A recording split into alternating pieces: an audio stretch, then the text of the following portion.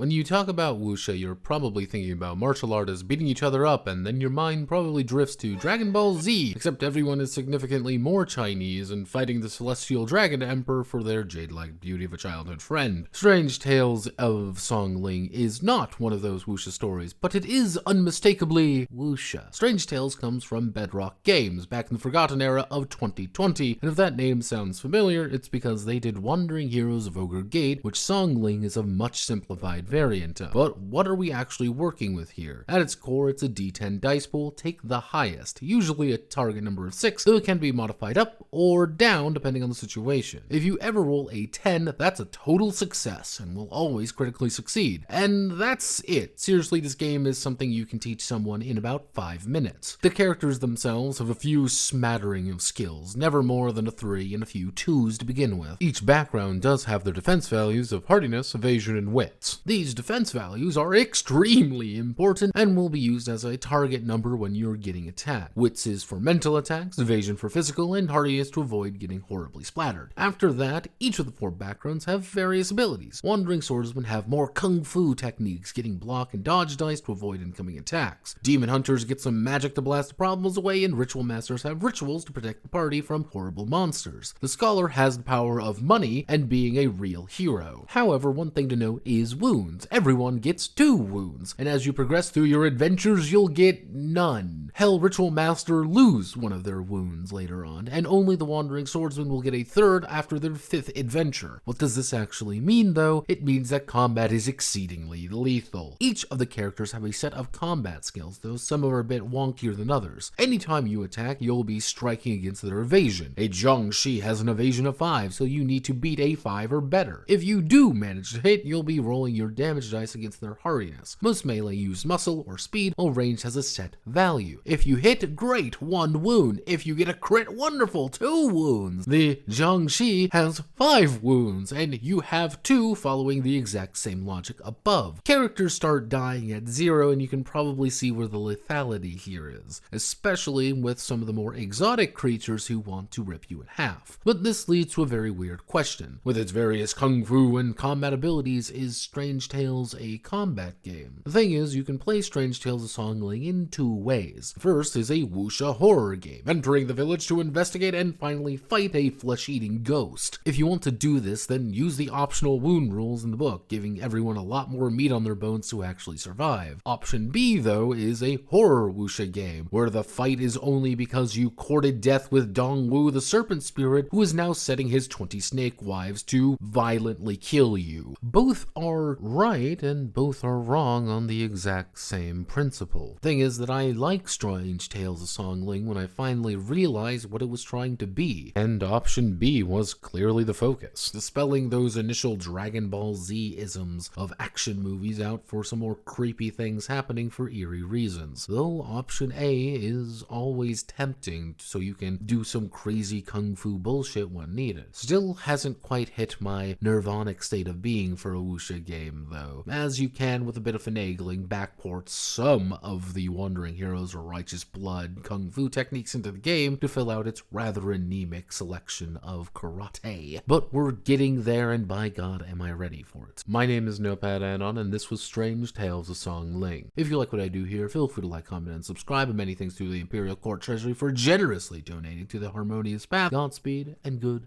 luck.